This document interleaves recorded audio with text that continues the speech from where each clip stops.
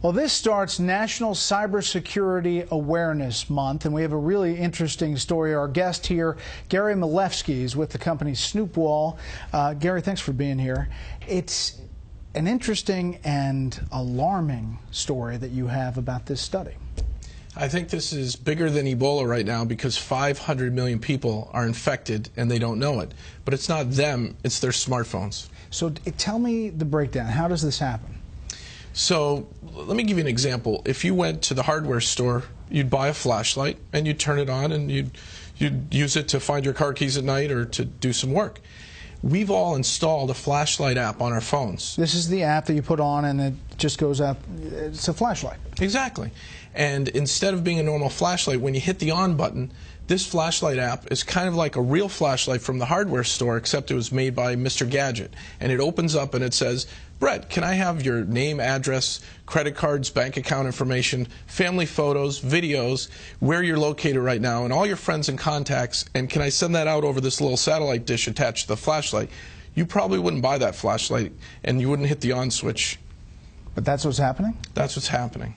The top 10 flashlight apps today that you can download from the Google Play Store are all malware. They're malicious, they're spying, they're snooping, and they're stealing. So where does that information go? What happens to it? So I've been tracking down where it goes, and I've found 3 countries so far: China, India, and Russia. And they use it for various purposes, I guess?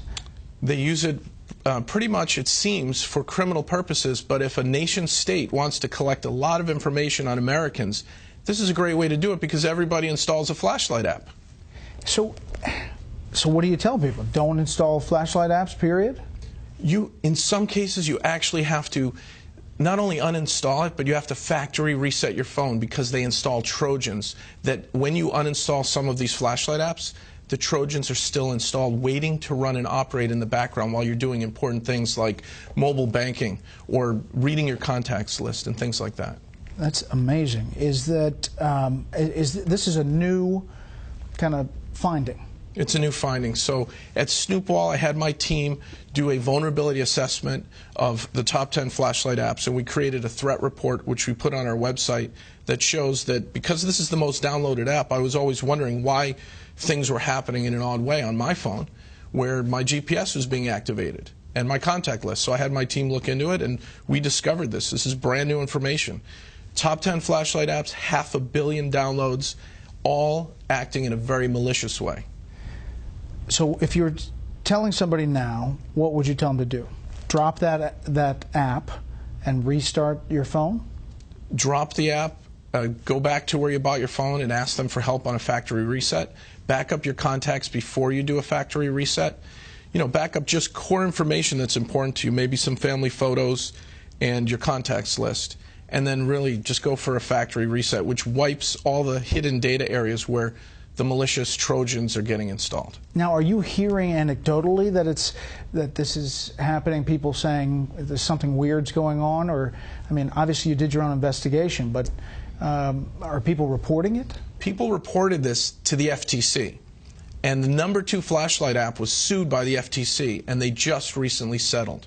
They had 50 million downloads at the time, and Brightest Flashlight, which most of us have on our smartphones, had to, in the settlement, agree to put up a privacy policy before you run their app.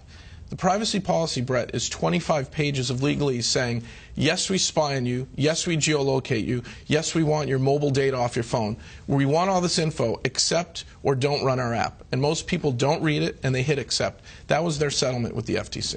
So you just scroll down, as many people do, and through all of the legalese, and people push accept. You don't even have to scroll. The buttons are right there on the front page of the new version of Brightest Flashlight app, and they're up to 100 million downloads now. How big a deal is cybersecurity now? We hear about it, we do stories about it, but how big a deal is this for our culture as we get more and more people with phones, smartphones, and using their computers?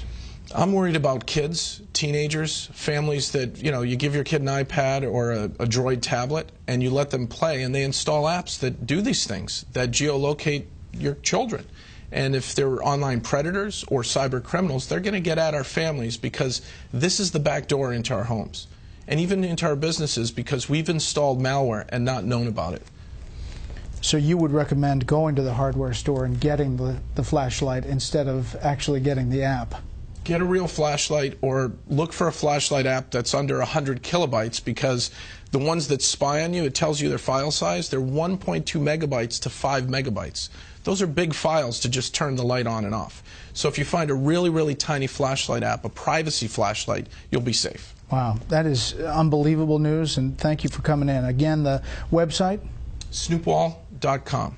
Okay. Gary, thanks a lot. Brett, thank you.